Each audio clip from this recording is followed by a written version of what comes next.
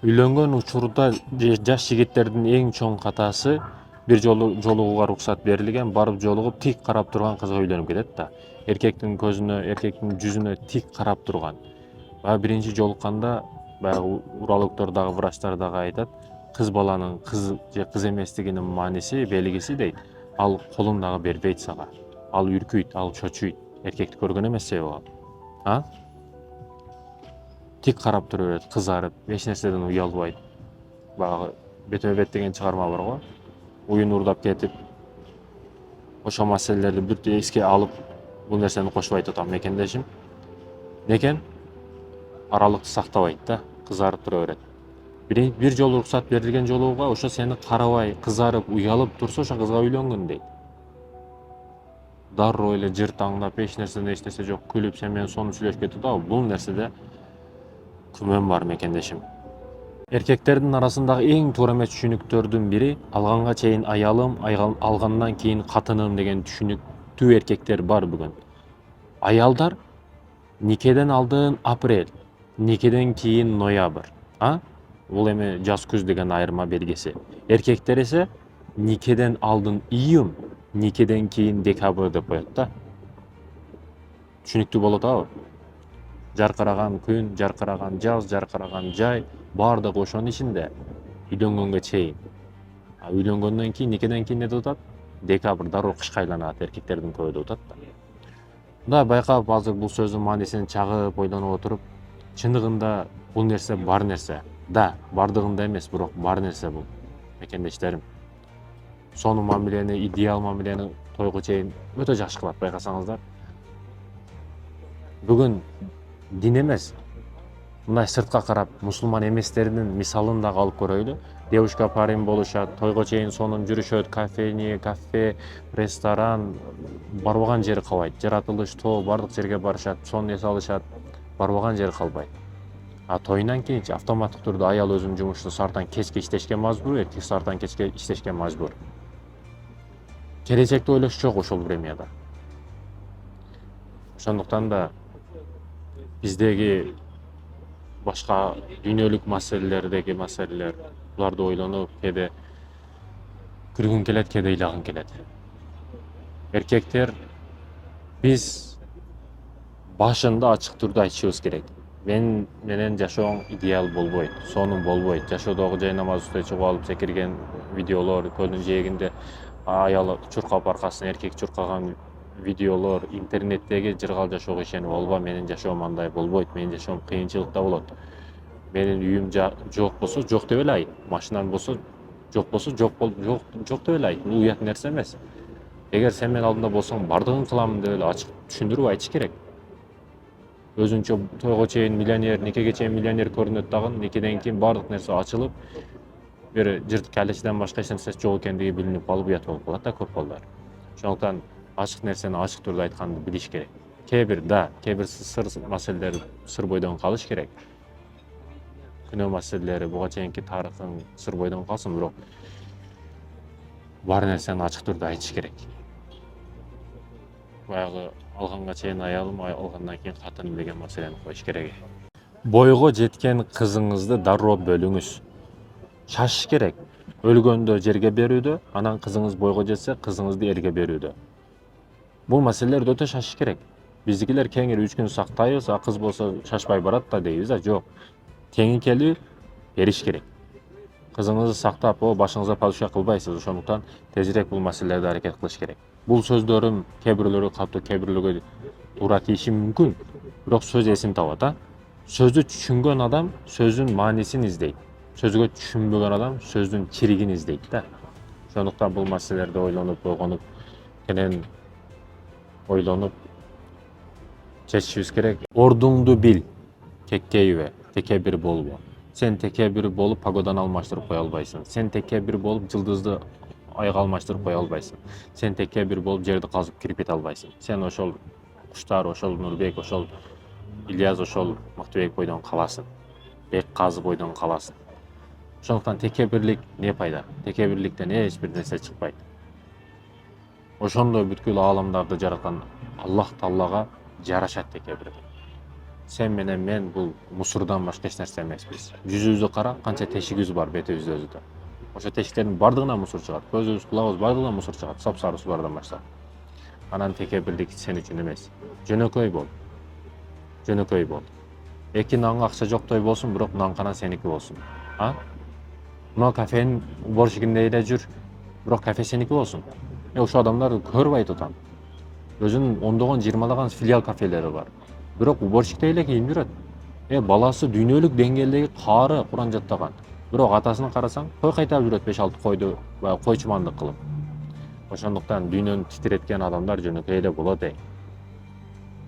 Ошол Путин, ошол Гитлер, булар деле биз сыяктуу адам болгон. Биз сыяктуу туалетке кирген, биз сыяктуу жөнөкөй адам. Ал сен канчалык пикке чыккан көтөрүлгөн звездадан болбосун, ал деле ошол сен сыяктуу манты жейт, сен сыяктуу плов жейт. Жөнөкөй эле адам, сен сыяктуу ооруйт. Ошондуктан аларга дагы, өзүмө дагы, башкаларга дагы эскертүүм, айтуум, текебир болбойлу мекендештерим. Текебирлик бул мүмкүн эмес бизге. Күнөөсү болуп туруп, айыбы болуп туруп, күнөөсүн далилдеп факт менен алдыга коюп койсоң дагы өзүнүкүн бербеген адамдар бар да, ынжы, өтө жер тапан деп коет аларды. Ушинтип жер менен бирдей болгусу келет да. Бул адамдарга теңелиштин кереги жок. Себеби булар биринчи өзүнүн деңгээлиге сени түшүрүшкө аракет кылат. Түшкөнүңдөн кийин болду, ошо абал жетиштүү сага. Өздөрү кайра башка бирөөнү тарткандын аракетин баштайт да. Ошондуктан андайлар менен теңелгендин кереги жок. Ошо адвокат, депутат да. Баягы не дейт эле? Чындыгында адвокат туура эмес болсо дагы туура деп тура берет. Катасы турат мына факт түрүндө, далили менен, бирок моюнга алгысы келбейт. Андайлар менен өчөшпөңүз, талашпаңыз. Себеби дарак бар го, дарак. Кургаган дарак эч качан ийилбейт да, ал сынат. Мындай адамдар бир сынат, каттуу сынат. Ийилгенди билбейт булар. Чыңгыз Айтматов атабыз не деген? Ак ийилет, бирок сынбайт деген. Ак адам боло бериңиз, ийилип кое бериңиз кээ бир учурларда, бирок сынбайсыз. Бул адамдар кураган дарак сыяктуу. Булар сынат, ийилбейт. Сынганда да өтө каттуу, тургус болуп сынат. Ошол. Отунсуз казан дагы кайнабайт. Аялсыз үй дагы кубанычтуу болбойт. Аял бар үйдө береке бар, аял бар үйдө тынчтык бар, аял бар үйдө аярлануу бар, жыргап жашоо бар. Бири-бириге Аллах Таала жараткан учурда кийим сыяктуу дейт да. Эркек аял үчүн, аял эркек үчүн. Чындыгында байкасаңыз, көчөгө жылаңа чыга албайсыз сиз азыр. Бири-бириңерди жапкан намыссыңар деп атат да. Бүгүн чындыгында ошондой, баягы беги бар үй берекелүү. Аялы бар үй шан шөкөттүү деп коет. Шаны бар, шөкөтү бар. Бир жалгыз эркек бар. Мындай салыштырып көрөйлү. Бир үйдө жалгыз үйлөнбөгөн эркек бойдок жигит жашайт. Анын жашоосу кандай? Түшкү 11-12 уктамай, телефон чукуламай, өзүнүн нафсын каалагандай кандырмай, жемей, ичмей, бир система жок, бир тартип жок, каалагандай жүрмөй, ичмей, чекмей, ушундай да жашоосу. Мен көпчүлүк түрдө мисал кылып айтып атам. Бардыгы эмес. Бир жаш жигит, бойдок жигит үйлөндү. Мунун жашоосу кандай өзгөрөт? Үй бүлөм, бала чакам, тезирээк аракет кылайын, көп нерсени кылайын, бул үйдө эртең чоң балам калса, кичинеме квартира алып берейин. Айтор аракетти баштайт да. Серьезный жашоого кадамын кое баштайт. Артка кайтмай жок, баягы жыргап жашамай жок, каалагандай уктамайлар жок. Чындап аракетти кыла баштайт. Ошондуктан үйлөн дегени бул бир эле бала чакалуу болуп, төшөктө рахатты алып коюш эмес. Сени бир чоң чокуга, ийгиликке чыгарып кое турган нерсе дагы ошол аялың болушу мүмкүн да. Ошондуктан да аял тандаганда адашпа. Жашооңдун жарым аял менен. Абдышүкүр устаздын алдында жүрүп, кээ бир нерселерди байкап, ошол нерселерди айтып коеюн дедим, эсиме түшкөндө.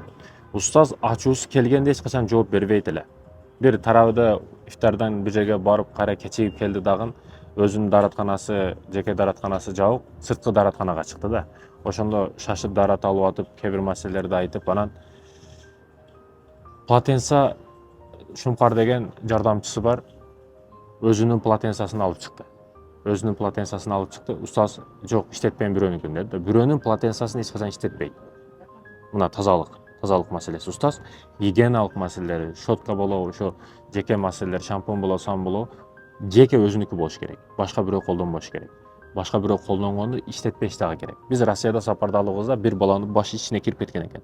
Ошо бирөөнүн полотенцасын колдонгондугуна байланыштуу ушундай ооруга чалдыктыр да. Ошо гигиеналык маселелерди бирөөнүн буюмун колдонбош керек мекендештер. Абиш устаздан ушул маселе, жөнөкөй маселени устаздан алымдан үйрөнөсүң да. Устаз ошол учурда бул жака алдыга чыгыш керек болчу, дарат маселеси кечигип калды. Биринчи полотенцаны башканыкын алып келип койду. Ошо маселелерде ачуусу келди, бирок үн чыкпады да. Бул жөнөкөй маселени айтам. Мындан башка дагы толтура маселелер устаз ачуусуна жооп бербейт. Андан кийин көп учурда жылмайганга аракет кылат. Билесизби, устаз ойлонгон учурда бул жеке башы үчүн эмес, бүт Кыргызстан үчүн, бүткүл үммөт үчүн, бүткүл ислам үчүн ойлонот да. Жеке керт башы үчүн эмес, бүткүл үммөт үчүн ойлонот. Биз үй сала албай жүрөбүз, биз машина албай жүрөбүз деп ойлонсок, ал кантип жаштарыбызды ыймандуу жолго баштайбыз? Кантип дүйнөлүк деңгээлдерде университеттерди салабыз? Кантип Кыргызстаныбыз эч ким жетпеген ийгиликтерге жетет? Ушул орчундуу маселелерди ойлонот. Биз арзыбаган кийим-кече маселебизди ойлонуп жүрөбүз. Ойлонгон учурда өтө ойлонду. Бирок күлүп, жылмайуу маселесин дагы ар дайым кылат эле да. Ар бир айтта туугандарын чайга чакырат, жылмайып жүрөт. Устазга жылмайып жарашат. Андан кийин устаз ошончолук илимдүү, бирок жооп бергенге шашпайт эле да. Суроо жооп маселеси болуп калабы? Кээде телевиденияларда байкасаңыздар, алдыда башка адамдар турса, алымдар турса, биринчи ошого сөз берип, устаздын өзүнүн сөзү бар, илимдүү адамдын алдында багып сүйлөбөгүн. Илимдүү адамдын алдында илимсиз болсоң, ал жарак бул жарак бардекени айта бербегин. Устаздын кичпейилдүүлүгү. Устаз дагы фикх маселесин окуган, бирок чубак устаз бар учурда бир дагы суроо жооп кылбайт эле устаз. Ошондой устаздарыбыз, Аллах ыраазы болсун, устаздарыбыз, мисалы чубак устаздын чайын ичип, Абиш устаздын чайын ичип, көп нерсени көрүп туруп үйрөнөсүң да бул алымдарда. Аллах ыраазы болсун устаздарыбыздан. Кээ бир эркектер ушундай, жаш учурда каны кайнап турат, бойдок учуру, бойдок болуп эми үйлөндү. Ошо жаш учурда ойнош ойнойт, каалаганы менен жүрүп алат. Баягы кээ бир сөздөрдү, макал лакаптарды өзүнө иштетет да. Сүйсөң бардыгын сүй, катыныңдын подружкалары калбасын деп, аларды да кошо сүйүп, ойнош ойноп, каалагандай жүрүп, күчү барда, акылы барда, денеси соо болуп турган учурда үй бүлөсү үчүн, семьясы үчүн, үй жайы үчүн аракет кылбайт да, каалагандай жүрүп, эртең алы кеткен учурда, аргасыз болуп калган учурда кайра эле аялын урду, тепти, ажырашты, кийин эле кайра кайтып жалынып, кечирим сурап келип алат да. Кечирим сурашыңды билсең, адам негизи ойлонуш керек да. Мен азыр айда берсем, же жоготуп берсем, эртең кайра жалынбаймынбы? Түкүргүмдү кайра жалап жерден алып калбаймынбы деп ошол маселелерди ойлонуш керек, ойгонуш керек. Анан кечирет го баары бир деп эле ура берген, же кечирим сураймын го деп адамдарды кордой берген, бул акмакчылык. Кечирим сурашыңды билсең, ага себептүү иштерди кылба. Халас, тамам. 3 нерсени таштап, 3 нерсени башташың керек. Биринчиден алкоголь, экинчиден кыздар, үчүнчүдөн жалкоолук. Ал эми баштай турган нерселер намаз, Куран, сөзсүз түрдө бүгүндөн калтырбай бизнес. 3 нерсени ташташың керек. Алкоголь, арак маселелери, ичимдик маселелери, арам суусундуктардын бардыгын токтотушуң керек экен. Алкоголь маселелери, ошо пиво, эжеси вино, бир туугандар бардыгы булар. Айтор бардыгы сени бир кудукка ыргытат булар. Алкоголду токтотушуң керек экен. Экинчиден кыздар маселеси. Сайраңдап көчөгө чыгып кетпе. Кыздын арактын түбүнө эч ким жеткен эмес. Жетпейт дагы. Ал алып бара турган жер тозоккана болот. Ошондуктан бул маселени токтот. Жалкоолук кылып ушул абалга келип калдың да. Элестет, 5 жыл мурда сен азыркы акылың менен болгонуңда сен көп нерсе кылып коем деп ойлойт элең да. Жалкоо болбогонуңда мындай нерсе кылат элем, мындай нерсе болот эле деген жыйынтыкка келип каласың. Жалкоолуктун айынан ушул нерсеге келип калдың. Жалкоо болбошуң керек экен. Сөзсүз түрдө намазды, Куранды башта. сөз түрдө күндө тамгалап окуйсуңбу, жатып алып туруп алып айта айырмасы жок, сөз түрдө калтырбай кыла турган иштериңдин тизмегине кошуп кой, бул намаз анан Куран бусуз болбойт. Бизнес качангаcha бирөөгө жалынасың, качангаcha бирөөгө жүк болосуң. Эң жакшы адам ким? Бирөөгө жүк болбогон адам. Бирөөдөн акча сурабаган, башкага карт сурабаган, айтор өзүнүн тирүүлүгү сонун, өзүнүн пешене тери менен акча таап күнөө өтүп атабы, бул адам эң зор адам, эң сонун адам. Буга жетери жок. Ошондуктан ойлон, бул маселеде ойгон. Коомдогу эң чоң зулумдардын бири ыймансыз уулуна ыймандуу кызды издөө. Чындыгында бүгүн ушундайлар өтө көбөйүп кетти. Уулу бир алкаш. Анан о ыймандуу алымдын кызын үмүт кылат да. Чындыгында ыймансыз уулуна ыймандуу кыздарды издегендер өтө көп. Керек болсо, кээде байлыгына карап, кээде акча ойноп кетет дагы, кызын мажбур түрдө зордоп берип коет. Ал достукту ортого коюп, ал аяштыкты ортого коюп, ал кээде бийликти мансапты ортого коюп, бир заводубуз биригет, бир фабрикабыз биригет экен деп куда болгондар бар. Ошонун айынан ажырашкандар толтура. Кыз каршы чыктыбы, жок дедиби, берүүгө мүмкүн эмес ал. Кыз ооба же башын силкип ооба деши керек.